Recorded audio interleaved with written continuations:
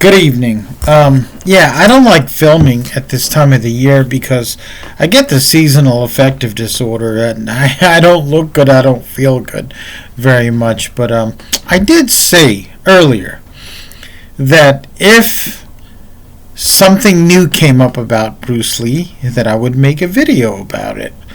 So I didn't expect something new would come up, but here it is. I think his name is Domnick Izzo. He's kind of famous. He released on Bruce Lee's birthday a video. It was a long time ago. He goes, "Why I don't like Bruce Lee," and of course, he got the clicks and the engagement that he wanted. He claims he did not know it was going to be released on Bruce Lee's birthday. Yada yada. I just don't believe him. Not saying it's bad. I mean, if I was going to release that video, I would release it on Bruce Lee's birthday. And then, recently on Bruce Lee's birthday, or anniversary of something, I don't know if it was his birthday or his death day, but I think it was his birthday. He talked about Bruce Lee versus Mike Tyson, let's put it to rest. And then he reiterates something he says Bruce Lee was a mediocre fighter, and I think he also said he's not a fighter, and he showed some training clips, isolated seconds of Bruce Lee kicking the bag, kicking the shield. He sort of ignores the fact that the bag and the shield are huge by comparison to what martial artists today are using. I mean, it's a lot of resistance, and he only shows certain clips. There's a lot more footage of Bruce Lee training that he doesn't show, including Bruce Lee doing classic Wing Chun trapping and things like that, his low kicks. But then he says, this just exposes the fact that Bruce Lee was not a fighter. And I'm like, cuz, how would you know? How would you know? Because you ain't no fighter. I mean, he doesn't spar in any of his videos. He hasn't posted any sparring. I think there's one clip where he's semi sort of sparring with a boxer at very low intensity with no gear, no contact. It doesn't look like... I mean, for example, if you watch Jeff Chan, MMA Shredded, he's got hours and hours of sparring footage. Light sparring, hard sparring, Muay Thai rules, boxing only, kickboxing, grappling, MMA, everything. He goes to Thailand and he spars, Sanchai and all these greats. So you can make an evaluation of Jeff Chan, whether he's a fighter. And so if I was to ask Jeff Chan, I'm like, hey man, who do you think is a fighter? His opinion has weight with me. Because Jeff Chan is a fighter. You could say he's good, you could say he's bad, you could say someone was better. I think a lot of older martial artists I'm talking to you, Jose, kind of don't want to acknowledge that he's as good as he is because you're like, well, this guy was better. Some of it is generational conflict. But if you honestly were to look at Jeff Chan, look at his videos across the year, look at the effort he puts into what he does and the risks he takes and the punches he takes, you would say he's a fighter and a damn good one. Alright, he may not be the greatest, he may not be the top 10, but he's a fighter. Domnick Izzo, I got no way to judge. He's good at Wing Chun, and he does what he calls aggressive chi sao, and that's cool. He got no fight record. Got no fight record in boxing, kickboxing, MMA, and that's one of the criticisms he levies against Bruce Lee. So you've got a non-fighter calling someone else a non-fighter based on a little bit of training footage that I think he's not even looking at objectively, because there's footage of him training with Louis Delgado and he looks amazing. And now we're going to go on to the main point. I'm sorry it took this long for me to get here, but I had to vent. Louis Delgado, a Puerto Rican champion, USA champion, said sparring Bruce Lee was baffling, right? Louis Delgado was a fighter by the standards of his day. Chuck Norris, fighter by the standards of his day. Joe Louis, fighter by the standards of his day. By the standards of our day, he was a fighter. Okay? We've got footage of him knocking people out. We've got footage of him hitting someone, dislocating his shoulder, and continuing to fight. That's a fighter. All right, Bill Wallace, fighter. Right?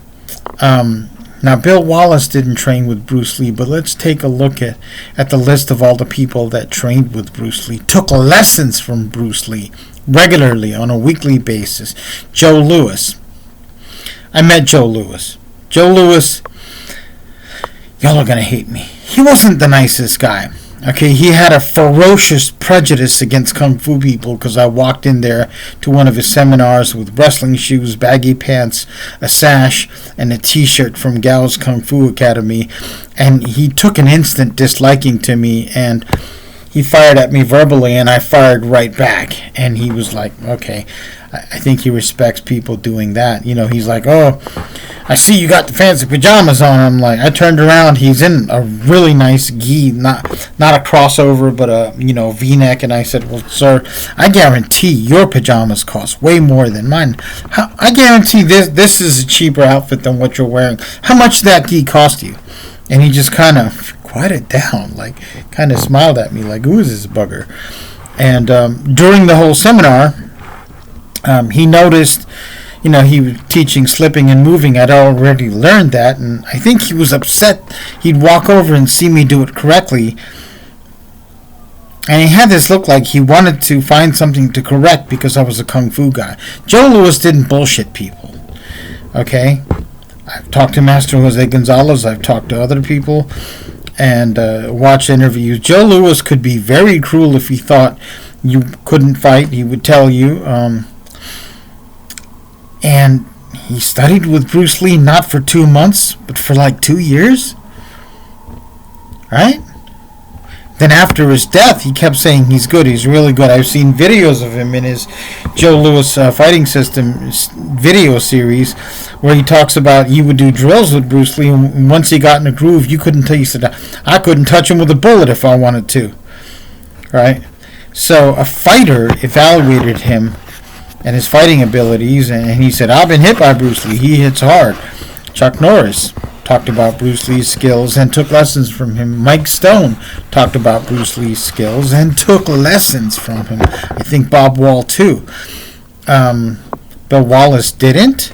Benny the Jet Urquidez, fighter, said he thought he was amazing and he wanted to spar him, but he never got to that point. He was quite young at the time. Jim Kelly, Louis Delgado, his earlier students, and James DeMille talks about he had a record. He had a boxing record in, I think, the Navy or the Air Force. He had a fight record, and he said Bruce Lee was a fighter. Right? So, it takes one to know one. Fighters of his day acknowledged him as a fighter. Now, even Joe Louis, who, when I was at the Joe Louis seminar, he was like denigrating Filipino martial arts for things they didn't do. Like, in other words, he said, when you do Filipino martial arts, like the motions are too wide and this, and when they use a knife, and he was describing things that are not part of the Filipino martial arts, his faults. And he was like, well, I'm training with Moni Azik, and he does the Israeli knife fighting, which is so much better. And what he talked about Moni Azik doing was Filipino martial arts techniques that Krav Maga had appropriated, uncredited appropriation from Filipino martial arts, right? Now let's take a look at another thing. Why would fighters adopt the principles and techniques of a non-fighter for generations? If you look at footage of point fighting from, the 60s, especially the 50s, 60s, when you get to like 66 and out, guys start using their front leg and their front hand. They start putting the lead side forward, the dominant side forward. Those are all Jeet Kune Do principles. And another funky thing is, if a non-fighter creates a novel thing, anybody trying to implement it would fail, right? If Joe Schmo down the street invented a martial arts style based on not fighting, based on never having fought. Created a series of manuals like Bruce Lee's fighting method, and then as a kid, I picked up those manuals. I picked up the Danny and Santo books. I started training the methods on my own because I was dissatisfied with the karate training I got, and it worked. It didn't just work in class. It worked out of class in altercations. It's worked all my life, and yes, much of that was actually just Wing Chun, not necessarily specific to Jeet Kune Do. And some of the principles were specific to Jeet Kune Do, right? But I should have never, ever been able to succeed with it. So Domnick Izzo, not a fighter. No fighter has come out and said, this guy's a fighter. No fighter has endorsed him. Nobody with a fight record. Domnick Izzo doesn't have a fight record. He's saying Bruce Lee wasn't a fighter because he didn't have a fight record. Then he's not a fighter. And generally, you go to a subject matter expert to evaluate another subject matter expert. If I want to know if a mechanic is good, I would ask another mechanic who's seen him in operation. I'd be like, is this guy any good or is he bullshitting me? Right? I don't necessarily ask the opinion of a mechanic about a brain surgeon. Just as a brain surgeon can't really evaluate a mechanic unless he's had the training. You understand?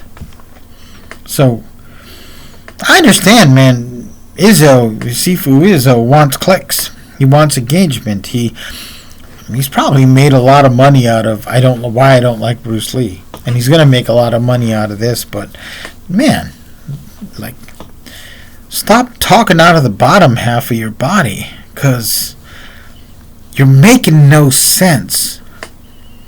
I don't think you know how to evaluate things. Which, I mean, I've seen your Wing Chun videos. Everything looks legit, but now I'm starting to question it. I'm like, is he really legit? Like, because he's so far off on that evaluation. Folks, Bruce Lee, by looking at his interviews, and by looking at interviews of people that interacted with him, had one major weakness, which I think it was that he was not tactful. He was brutally honest. Even when he was wrong, he probably didn't want to change his opinion. He was very opinionated, a lot like Joe Louis. And I'm sure he was very not nice, okay, about expressing his views. He stirred up a lot of controversy. He was that kind of guy. And I think all of those top white, I think we're mostly white guys, and to have a little short, thin Asian man call into question everything you're doing and criticize what you're doing and say change it to this way when they've already learned from other Asian men, from established styles. I don't think Bruce Lee could have faked and charismaed his way into that. I think they were like, stuff he's teaching is absolutely fantastic. That's why I'm going to train with him. That's why I'm going to adopt his techniques, his training modalities, all these things. And not just for a couple weeks, for months and months and years, some of them, right? So that's something to think about. And then after he dies, for decades and decades, these guys are still saying he was skilled, he's a fighter, he never competed, but it was points. To be honest with you, I don't think much of points.